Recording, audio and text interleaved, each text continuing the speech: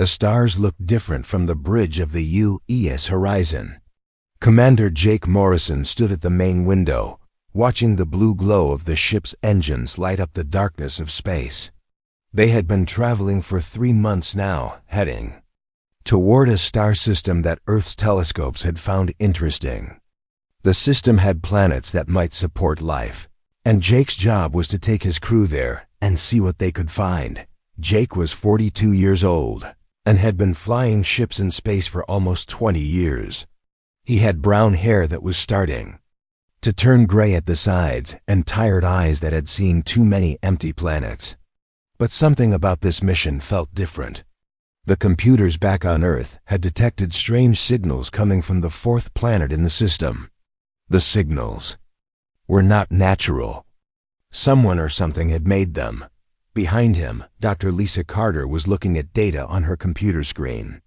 Lisa was the ship's expert on alien life, though she had never actually met any aliens before. She was 35 years old with red hair and green eyes that lit up whenever she found something interesting in her research. Right now, those eyes were very bright. "Jake, you need to see this," Lisa said, not looking away from her screen. Jake walked over to her station. On the screen was a picture of the 4th planet taken by the ship's long-range cameras. The planet was mostly green and blue, with white clouds swirling around it.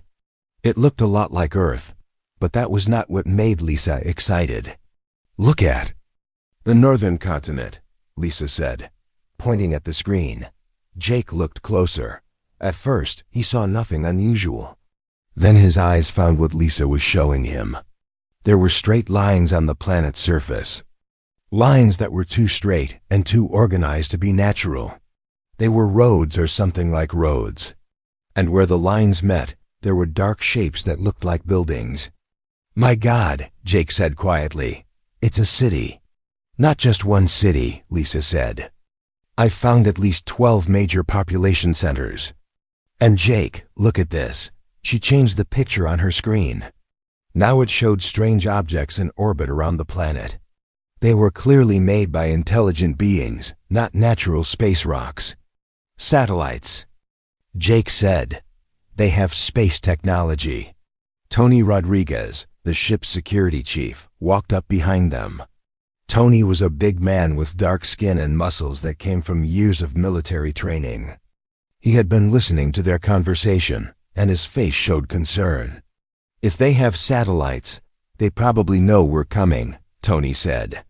"The question is whether they see us as friends or enemies," Jake nodded. Tony was right to be worried. The Horizon was not a warship, but it carried enough weapons to defend itself. The problem was that they had no idea what kind of weapons the aliens might have. "Amy, open up the communication system," Jake called to the ship's communications officer. Amy Johnson was 28 years old and the youngest member of the senior crew. She had blonde hair and was very good with languages and computer codes. If anyone could figure out how to talk to aliens, it would be Amy. "Already working on it, Commander," Amy said from her station across the bridge. "I've been monitoring their communication frequencies for the past hour. They're definitely talking to each other down there." "Can you understand what they're saying?" Lisa asked. Amy shook her head. "Not yet. Their language is completely different from anything humans have ever heard. But I'm picking up patterns in their signals. Mathematical sequences, repeated phrases. It's organized communication, not just random noise." Jake felt his heart beating faster. After all the years of searching, humans had finally found another intelligent species. The question now was how to make contact without starting a war. "Set course for the planet," Jake ordered, "but keep us at a safe distance. I want to be able to run if things go badly." The pilot, Kelly Brooks, was a small woman with short black hair and steady hands. She had been flying ships since she was 18, and Jake trusted her completely. Kelly nodded and began entering commands into her control panel. "Course set, Commander. We'll reach orbit in 6 hours. For the next 6 hours, the crew of the Horizon prepared for first contact. Lisa studied every piece of information they had about the planet and its people. Amy worked on creating a basic mathematical communication system. Tony checked all the ship's weapons and defense systems. And Jake tried to think of all the ways this could go wrong. When they finally reached the planet, Jake was surprised by what they found. The aliens had been watching them approach, but they had made no aggressive moves. No weapons were pointed.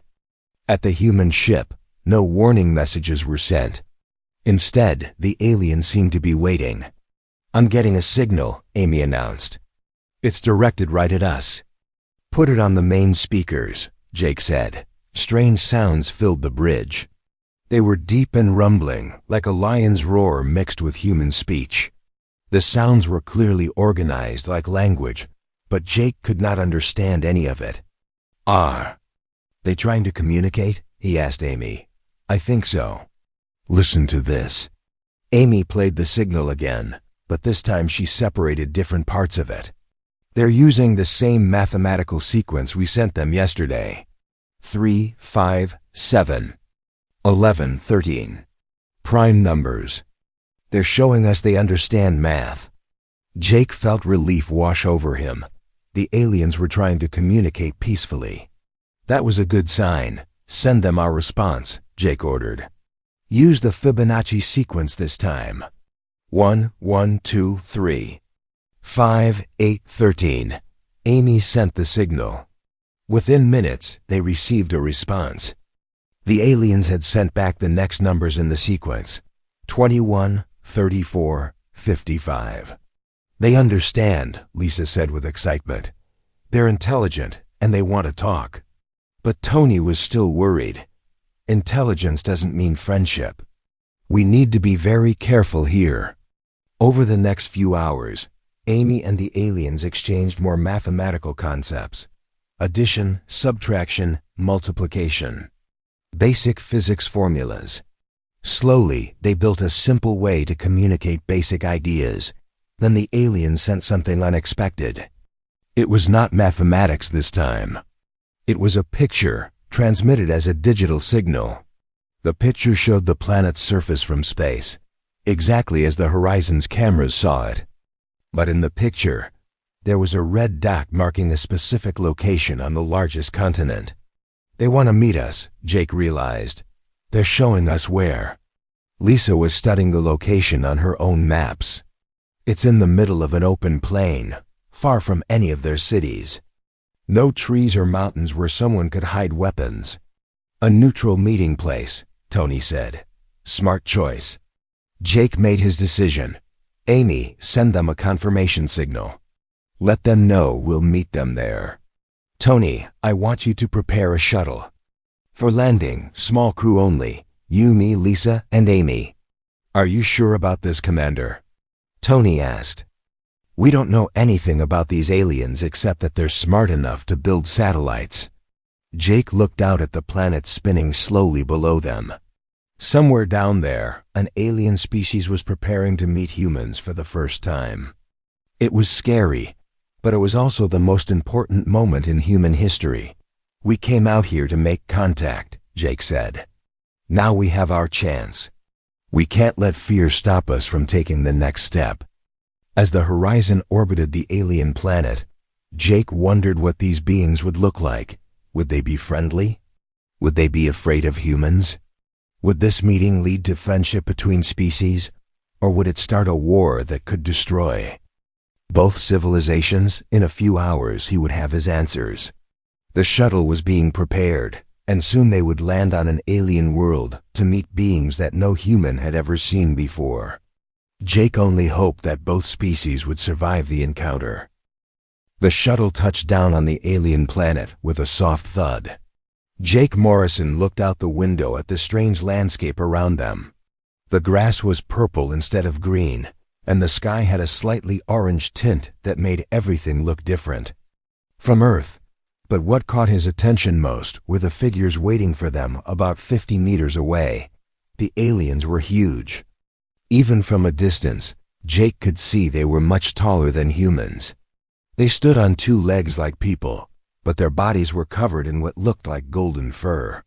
Their heads were large and shaped like a lion's, with pointed ears that moved constantly as they listened to sounds Jake could not hear. "My God," Lisa whispered from the seat behind him. "They're magnificent." Tony was less impressed with their beauty. "They're predators," he said, checking his sidearm one more time. "Look at the way they move. Look at how they watch us." "Those are hunters." Jake had to admit Tony was right.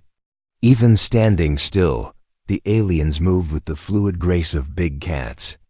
Their heads turned to track every small movement the humans made. Their eyes, even from this distance, seemed to glow with an inner light. "Remember," Jake said to his crew, "we're here to make friends, not to judge them by how they look."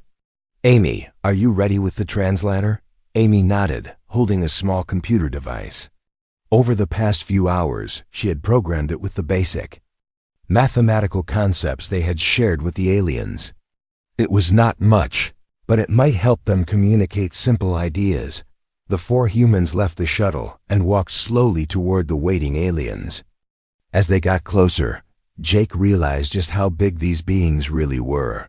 The shortest alien was at least 8 feet tall, and the one in the center, who seemed to be their leader, was closer to 9 feet. Their golden fur was marked with darker stripes, and Jake could see powerful muscles moving under their skin. But what really caught his attention were their hands. The aliens had fingers like humans, but their fingertips ended in sharp claws that looked like they could cut through metal. These claws moved in and out as the aliens watched the approaching humans, like a cat flexing its paws. When the two groups were about 10 feet apart, they stopped. For a long moment, nobody moved. The aliens studied the humans with bright yellow eyes that seemed to see everything. Jake felt like he was being examined by creatures that could kill him without effort. Then the largest alien stepped forward. When he spoke, his voice was deep and rumbling, like distant thunder mixed with the roar of a big cat. The sounds were clearly language, but they were unlike anything Jake had ever heard. Amy held up her translator device and spoke into it. "We come in peace. We want to be friends." The device made strange noises as it tried to convert her words into the alien language. The sounds that came out were nowhere near as deep or powerful as the alien's voice, but the big alien's ears twitched with interest.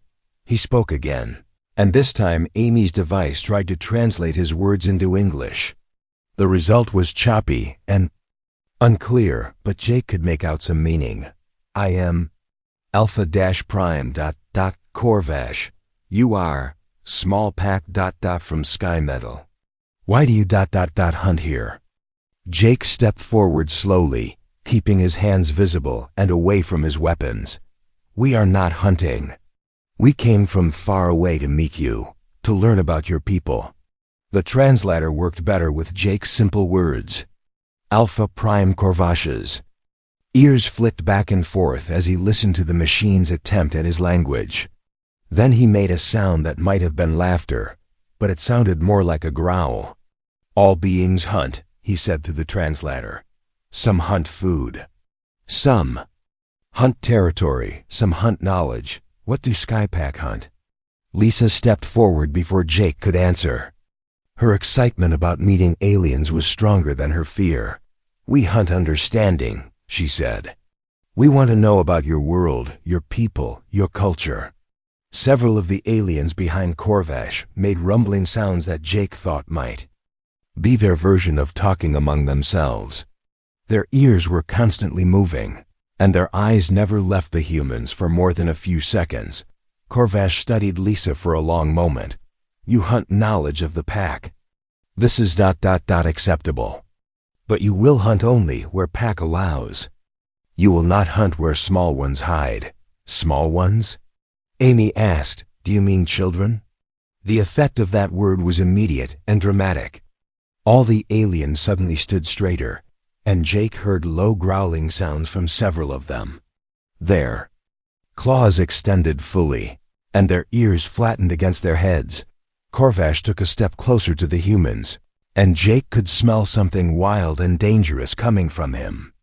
"You do not speak of small ones to strange pack. This is law." This is survival. Tony's hand moved toward his weapon, but Jake quickly held up his arm to stop him.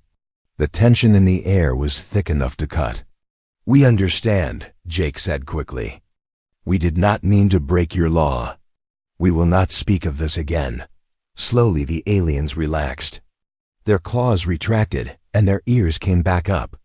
But Jake noticed they were all still watching the humans very carefully. The meeting continued. For another hour. Through the translator, Corvash told them basic information about his people, who called themselves the Vraxi. They had built cities and learned to fly among the stars, but they rarely left their world anymore. When Jake asked why, Corvash's expression became dark. "Space holds hunters worse than us," he said. "Hunters who take what is most precious, so we stay, we guard. We survive." Lisa tried to ask more questions about these other hunters, but Corvash would not give details. Instead, he changed the subject to talk about Vraxi technology and culture. Jake noticed that every few minutes, one of the aliens would look toward the sky, as if watching for something dangerous. As the sun began to set, Corvash announced that the meeting was over. "Skypack may build temporary nest in your landing place, but you will not hunt beyond the marked boundaries. You will not seek the hidden places. You will remember that this is pact territory." The aliens turned and walked away, moving with the same dangerous grace they had shown all day. Jake watched them go and realized he had learned something important. The Vraxi were not just predators. They were afraid of something. That night, back on the shuttle, the four humans discussed what they had learned. "They're definitely hunters," Tony said. "Everything about them screams apex predator. The way they move, the way they watch everything, those claws." "But did you notice how nervous they were?" Lisa nodded. "Predators that nervous usually means they're also prey to something else, something that scares them enough to make them hide." "And what was all that about small ones?" Amy asked.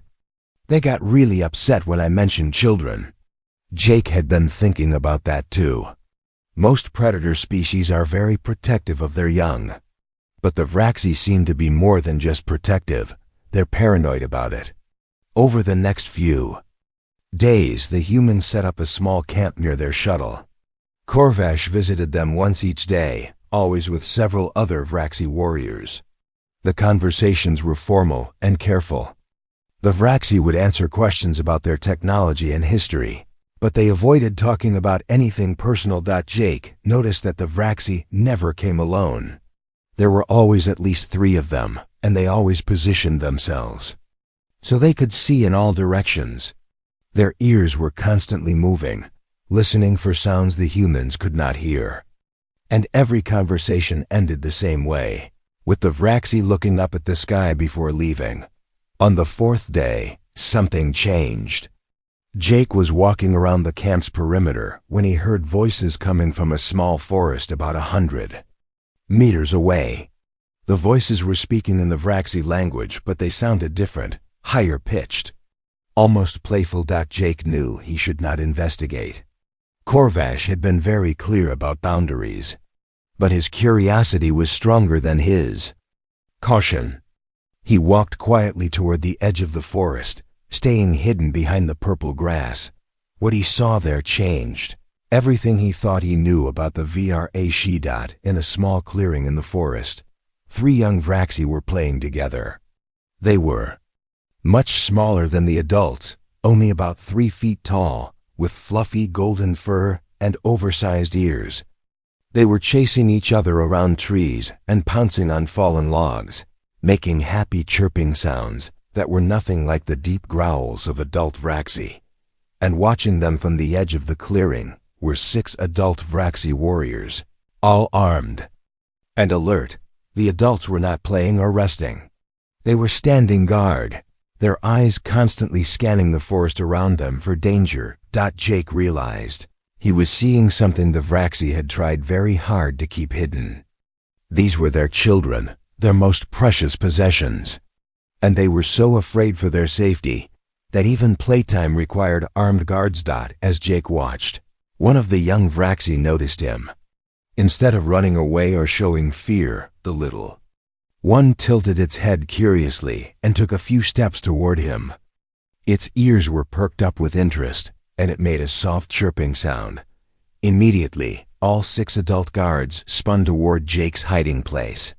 Their claws extended and low growls filled the air. Jake realized he had made a terrible mistake. He was a predator species who had just been caught watching their children. Jake slowly stood up with his hands raised, hoping the guards would not kill him before he could explain. But as he looked at the adult Vraxi, he saw something unexpected in their eyes. They were not angry. They were terrified. Jake stood very still as 6 Vraxi warriors surrounded him. Their claws were extended and their eyes glowed with fear and anger. He could hear their deep breathing and smell the wild scent that meant danger. Behind them, the 3 young Vraxi had stopped playing and were hiding behind trees, watching with wide, curious eyes. One of the guards, a female with darker stripes than the others, stepped forward. She was smaller than Corvash but still much larger than Jake when she spoke. Her voice was full of threat. "Why does Skyhunter watch the small ones? Why do you seek what is hidden?" Jake kept his hands raised and spoke slowly. "I heard voices. I was curious. I meant no harm." The female warrior made a sound like a hiss. "Curiosity about small ones is the first sign of a cub taker. You will come with us. Alpha Prime will decide your fate." 2 of the guards moved behind Jake while the others formed a protective circle around the young Vraxi. Jake was marched through the forest toward the main Vraxi settlement. As they walked, he noticed more guards hidden among the trees.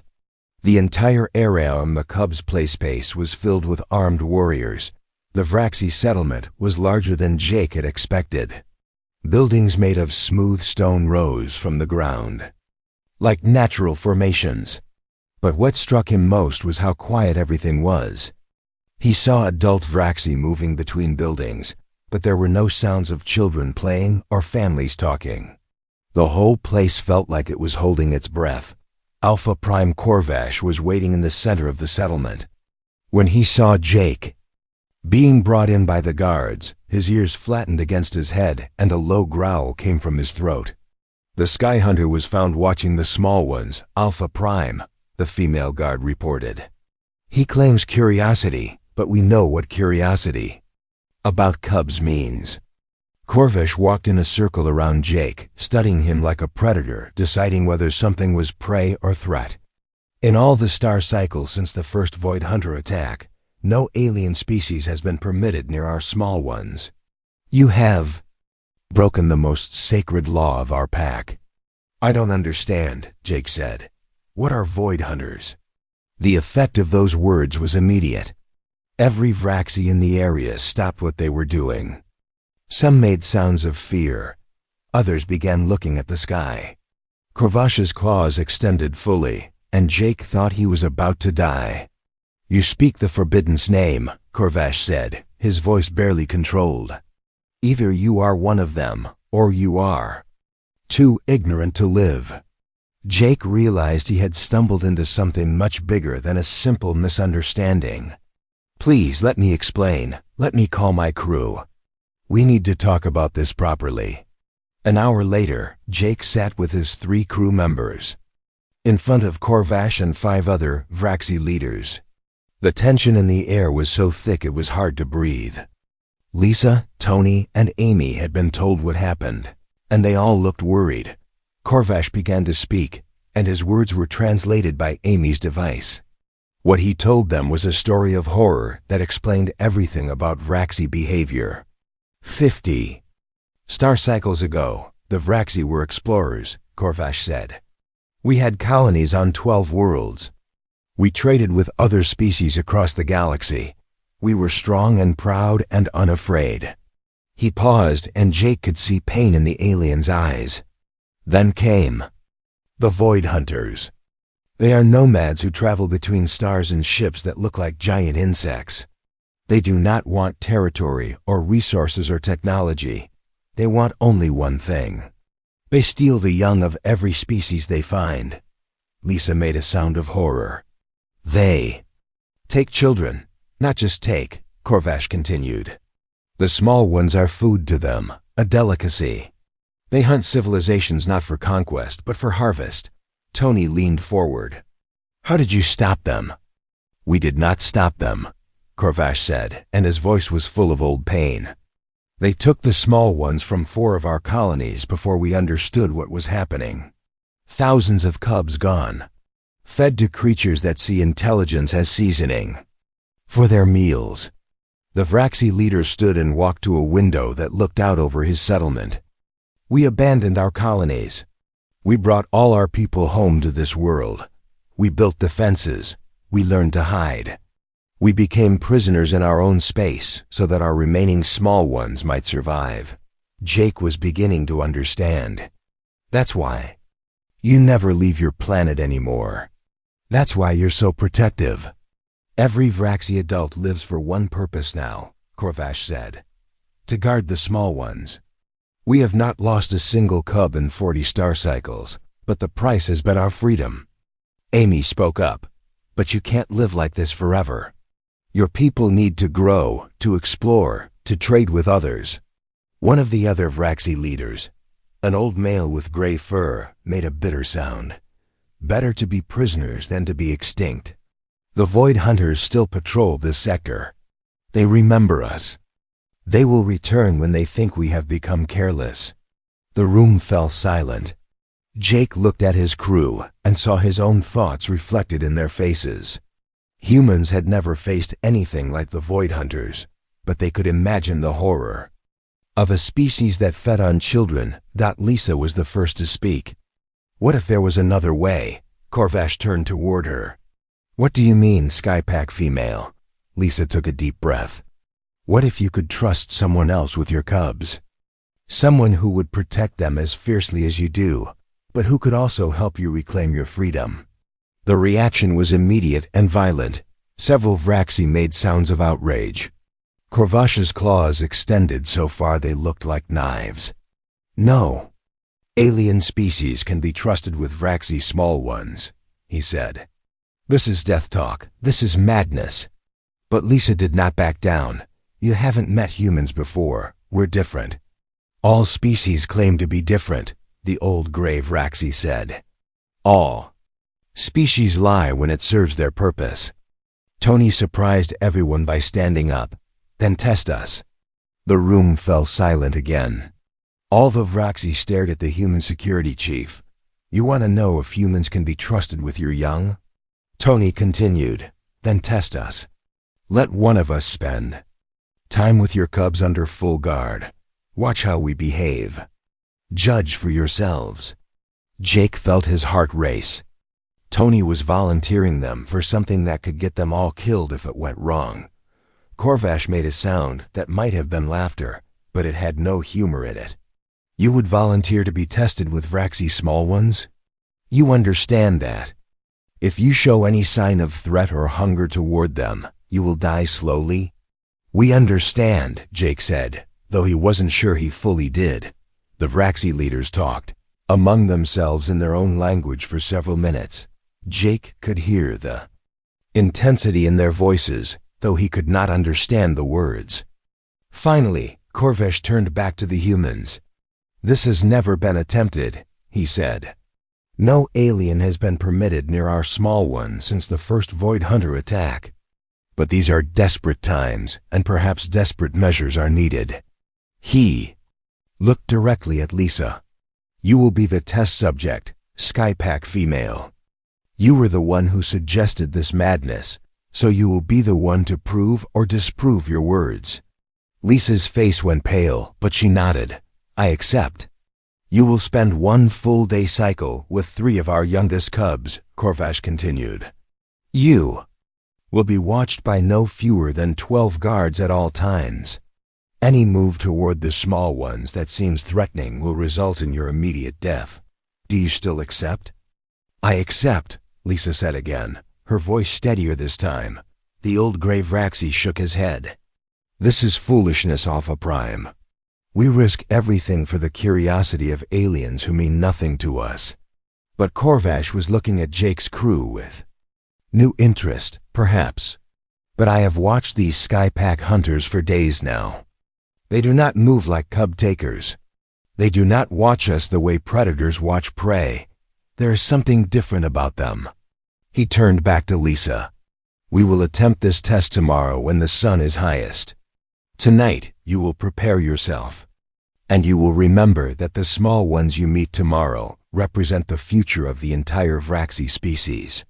Their safety is worth more than your life, more than all your lives combined. That night, back at their camp, Jake's crew sat around a small fire talking about what would happen the next day. Are you sure about this, Lisa? Jake asked. If something goes wrong, there won't be anything we can do to help you. Lisa stared into the fire. I've spent my whole career studying alien life, Jake. Tomorrow I get to interact with alien children. It's terrifying and wonderful at the same time. Amy was worried. What if the cubs don't like you? What if they're afraid? Then I'll prove that humans can be trusted around young ones of any species, Lisa said. Because that's what humans do. We protect children, even if they're not our own. Tony nodded. That's what makes us different from most predator species. We have protective instincts toward all young life, not just human kids. Jake hoped his friend was right. Tomorrow, Lisa would face a test that could either build a bridge between species or get them all killed. The Vraxi were about to learn something about humans that even humans themselves sometimes forgot. Predators might not trust easily, but when they found someone worthy of trust, they trusted completely. The question was whether Lisa could prove that humans were worthy of the most precious trust of all. The next morning came too quickly for Lisa. She woke up before sunrise, her stomach tight with nervousness. In a few hours, she would be the first human to interact with alien children. The first human to be trusted with the most precious thing. The Vraxi had. Jake found her sitting outside the shuttle, looking at the purple sunrise. How are you feeling? He asked. Terrified, Lisa said honestly. What if I do something wrong? What if the cubs don't like me? What if I prove that humans can't be trusted? Jake sat down beside her. You know what my daughter Emma used to do when she was scared of meeting new kids? Lisa shook her head. She would bring something to share. A toy or a snack or just a pretty rock she found. She said it was easier to make friends when you had something to give. Lisa smiled for the first time that morning. That's actually good advice. Do we have anything that might interest alien children? Amy emerged from the shuttle carrying her portable computer. I've been thinking about that, she said. I programmed this to make simple pictures and sounds. Maybe the cubs would like to see how it works. An hour later, Corvash arrived with 12 heavily armed warriors. The Vraxi leader looked more nervous than Lisa had ever seen him. His ears kept twitching, and his claws moved in and out constantly. The test begins now, Corvash announced. You will follow us to the protected grove where 3 cubs wait. You will remember that these small ones have never seen an alien before. Any sudden movement, any sign of aggression, and the test ends with your death. The walk to the grove felt like the longest of Lisa's life. The 12 guards surrounded her, completely, their weapons ready. Lisa could smell their anxiety, a wild scent that made her own nervousness worse. When they reached the grove, Lisa saw 3 young Vraxi waiting in the center of a small clearing. They were even smaller than she had expected, barely reaching her waist. Their fur was fluffy and golden, and their oversized ears moved constantly as they tried to hear everything around them. The cubs were clearly curious about her but also frightened. They stayed close together, making soft chirping sounds to each other. One of them, braver than the others, took a few steps toward Lisa before quickly running back to his friends. Their names are Keth, Nala, and Pip, Corvash said. Keth is the brave one who approached you. Nala is the female with the dark stripe on her forehead. Pip is the smallest, barely old enough to be away from his mother. Lisa sat down on the ground, making herself smaller and less threatening. "Hello, Keth." "Nala and Pip," she said softly. "My name is Lisa." The cubs tilted their heads at the strange sounds of human speech. Keth chirped something back to her, and Lisa laughed despite her nervousness. "I don't understand your language yet," she told him, "but maybe we can find other ways to communicate." She pulled out Amy's computer and set it on the ground between herself and the cubs. The device's screen lit up with bright colors, and all three cubs jumped back in surprise. But curiosity quickly overcame fear, and they crept closer to investigate. Lisa touched the screen, and it made a soft musical sound. The cubs' ears perked up with interest. She touched it again, making a different sound, and Pip made an excited chirping noise. For the next hour, Lisa showed the cubs how the computer worked. They learned to touch the screen to make sounds and colors appear. Keth was fascinated by the pictures Lisa could draw. Nala loved the musical tones. And little Pip just enjoyed making the screen light up with his tiny claws. Lisa noticed that the cubs behaved much like human children. They were curious about everything. They wanted to touch and explore, and they quickly lost interest in things that didn't respond to them. But unlike human children, they were also incredibly aware of their surroundings. Their ears never stopped moving, always listening for danger. As the morning continued, the cubs began to relax around Lisa. Keth was the first to actually touch her, gently patting her arm with his soft paw. When Lisa didn't react with aggression, Nala grew brave enough to investigate her strange furless skin. Pip remained shy but watched everything with wide, curious eyes. Around midday, something unexpected happened. Long-range sensors on the horizon detected ships approaching the star system. Jake's voice came through Lisa's communication device, tight with worry. "Lisa, we've got incoming ships. Unknown design, moving fast toward the planet. The Vraxi need to know about this." The effect on the Vraxi guards was immediate and terrifying. Every warrior in the grove suddenly went rigid with fear. Several of them made sounds Lisa had never heard before, sounds of pure terror. Corvash spoke rapidly into his own communication device, then turned to Lisa. "Void Hunters," he said, and his voice shook. "They have found us again." Around the grove, Lisa could hear alarms sounding from the Vraxi settlement. The three cubs pressed close together, sensing the fear of the adults around them. They began making scared whimpering sounds that broke Lisa's heart. "How long do we have?" Lisa asked.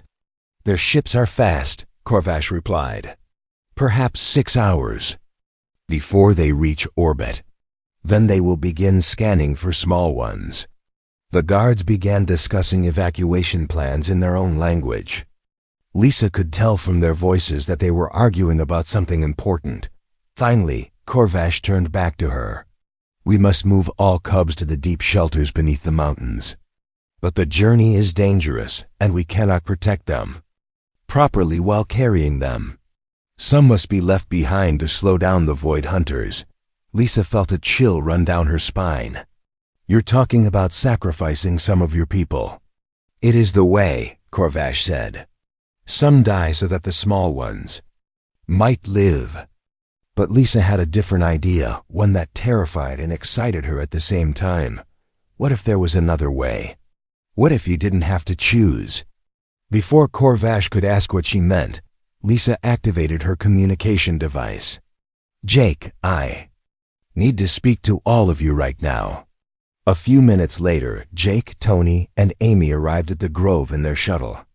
The Vraxi guards were nervous about having more aliens so close to the cubs, but Corvash allowed it because of the emergency. "The Void Hunters are coming," Lisa explained to her crew. "The Vraxi plan to evacuate their cubs to mountain shelters, but they'll have to sacrifice some of their warriors to buy time." Jake immediately understood what Lisa was thinking. "You want us to help with the evacuation?" "More than that," Lisa said. "I want us to take responsibility for some of the cubs." Get them to safety while the Vraxi focus on fighting. The suggestion caused an immediate uproar among the Vraxi guards. Several of them extended their claws and made threatening sounds. The idea of giving their most precious possessions to aliens was beyond their ability to accept, but Corvash held up a paw for silence. He looked at Lisa, who was now sitting with little Pip in her lap while Keth and Nala played with Amy's computer. Nearby, you would risk your lives for Vraxi's small ones? He asked. You would take them far from here, knowing that if any harm comes to them, my people will hunt you across the galaxy? Lisa looked down at Pip, who had fallen asleep against her chest. His small body was warm and trusting, and she felt the same protective instinct she would feel for any child. Yes, she said simply. We would. Tony stepped forward. The Horizon isn't a warship, but it's fast and well shielded. We could take a group of cubs to the outer system, keep them safe until the fighting is over. Amy nodded eagerly. I've been working with them all morning. They're not afraid of us anymore. They trust us. Jake made the decision that would change everything. We'll do it, but we need to move fast. How many cubs can we take? Corvash was quiet for a long moment, looking at his people's most precious treasures playing peacefully with aliens who had been strangers just days before. There are 67 small ones in the settlement, he said finally. Our deep shelters can protect perhaps 30 safely. The others ... We'll take the others, Jake said. All 37 of them. The old gray Vraxi who had opposed the trust experiment from the beginning stepped forward. This is madness, Alpha Prime. We cannot give our future to aliens we barely know. But Corvash was watching Keth, who had discovered that he could make the computer screen show pictures of his own face. The young cub was chirping with delight, and Lisa was laughing along with him. Look at them, Corvash said to the old warrior. When was the last time you saw a small one play without fear? When was the last time you saw them trust someone new? The old Vraxi looked, and his expression slowly changed. They are not afraid of the Sky Pack, he said with wonder. No, Corvash agreed. They are not. And perhaps that tells us something important about these humans. Alarms continued to sound across the settlement as Vraxi families began the desperate process of evacuation. But in the grove, a different kind of preparation was taking place. For the first time in 50 years, Vraxi parents were preparing to trust their children to someone outside their own species. The Void Hunters were coming, and the Vraxi would fight them as they always had. But this time, they would not fight alone. This time, their most precious treasure would be protected by allies who had proven themselves in the most important way possible. They had shown they could be trusted with cubs. The next few hours were the most chaotic of Jake's life. The Horizon landed near the Vraxi settlement as families brought their cubs to the human ship. Jake watched as Vraxi parents, their faces full of fear and hope, carried their most precious possessions toward aliens they had known for less than a week. The cubs ranged in age, from barely walking to almost as tall as Lisa. Some were curious about the humans and the strange metal ship. Others clung to their parents, frightened by all the noise and activity. All of them seemed to sense that something dangerous was happening. Lisa worked with Amy to get the youngest cubs settled in the ship's cargo bay, which they had quickly converted into a temporary nursery. They used blankets and cushions to make soft spaces for the little ones to rest. Tony and several Vraxi warriors installed safety barriers to keep the cubs from wandering into dangerous areas of the ship. Keth, Nala, and Pip stayed close to Lisa, having bonded with her during the mornings. Test. Other cubs began following Amy around, fascinated by her computer and the strange sounds it made.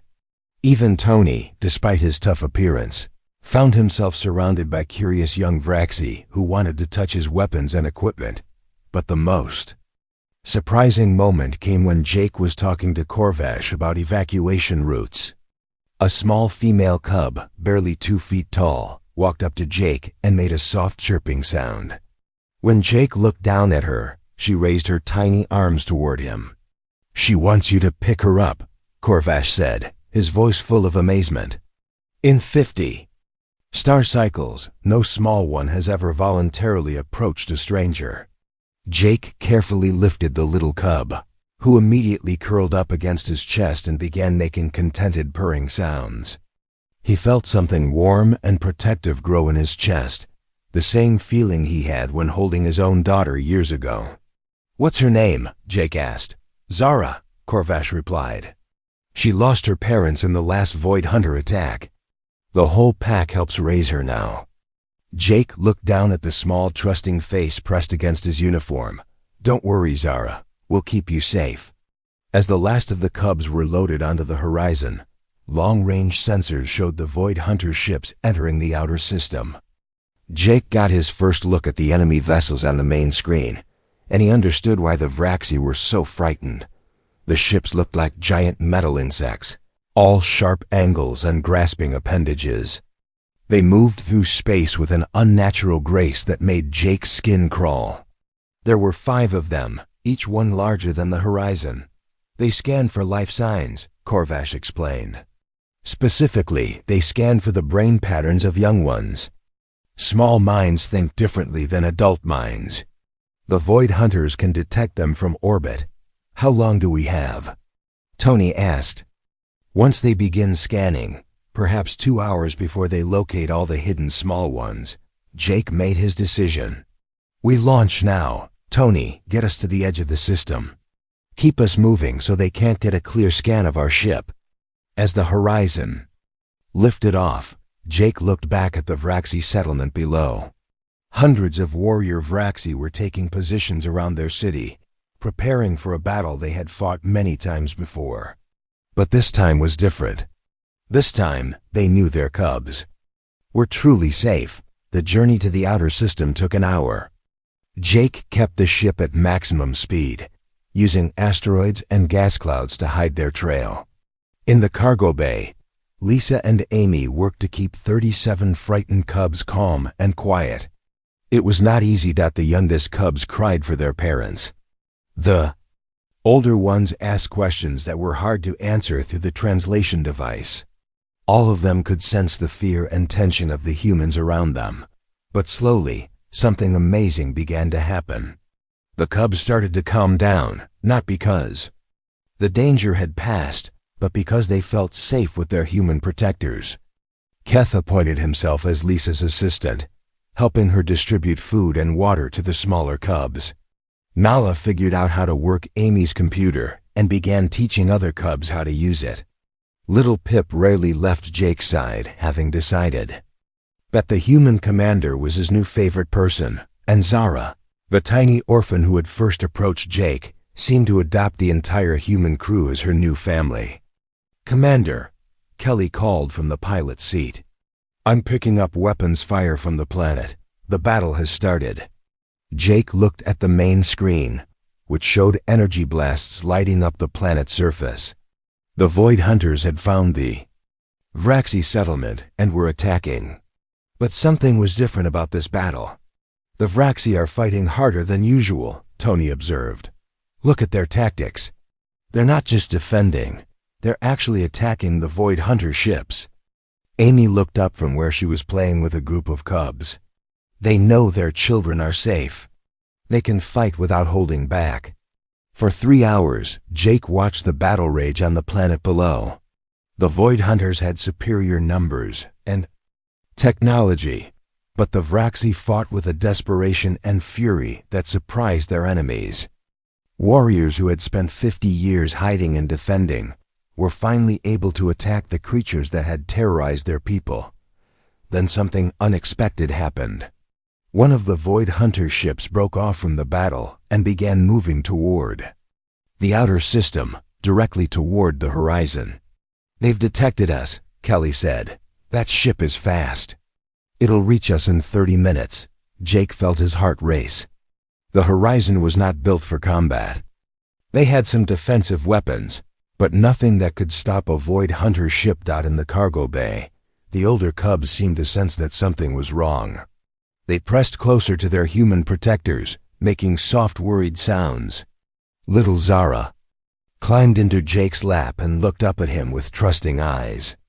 "What do we do, Commander?" Tony asked. Jake looked around at the cubs they had sworn to protect. He thought about Corvash and the desperate trust the Vraxi had placed in them. He thought about his own daughter back on Earth and how he would want someone to protect her if he couldn't. "We run," Jake said. "Kelly, plot a course for the jump point. Maximum speed." "The jump engines need 20 minutes to charge," Kelly replied. "That ship will reach us in 15. Tony checked his weapons. "We'll have to hold them off." But before anyone could respond, something amazing happened. The planet's surface lit up with the brightest energy blast Jake had ever seen. When the light faded, 2 of the Void Hunter ships were gone, destroyed by some kind of massive weapon. "What was that?" Amy asked. Jake's communication system crackled to life. It was Corvash's voice, transmitted from the planet's surface. "Skypack, this is Alpha Prime Corvash. We have activated our last defense, a weapon we have been saving for 50 star cycles. The Void Hunters are in retreat, but the ship pursuing you is still dangerous." "We're trying to reach the jump point," Jake replied. "Negative, Skypack. That ship is faster than you, but we have sent help." On the main screen, Jake saw something that made him laugh with relief. 3 Vraxi ships had broken orbit and were racing toward the fleeing Void Hunter vessel. They were smaller than the alien ship, but they moved with deadly purpose. The battle in space lasted only minutes. The Vraxi ships attacked the Void Hunter vessel from 3 directions, using tactics perfected over decades of defensive fighting. The enemy ship, damaged and outnumbered, turned and fled toward the edge of the system. "The threat is ended." Corvash's voice came through the communicator. "Skypack, you may return to the planet. Our small ones are safe because of you." The journey back to the planet was very different from the journey out. The cubs were excited to see their homeworld again, and they chattered constantly in their own language. But Jake noticed something important. When the cubs talked about going home, many of them looked at their human protectors and made sad sounds. They didn't want to leave their new friends. The reunion between cubs and parents was emotional for everyone. Vraxi families gathered around the landing area, calling for their young ones. Cubs raced down the horizon's ramp into the arms of crying parents. The sounds of joy and relief filled the air, but not all the cubs left immediately. Kef stayed close to Lisa, unwilling to go far from the human who had first shown him kindness. Nala followed Amy everywhere, still fascinated by the computer. Pip held onto Tony's hand as if he was afraid the big human might disappear, and little Zara refused to leave Jake's side at all.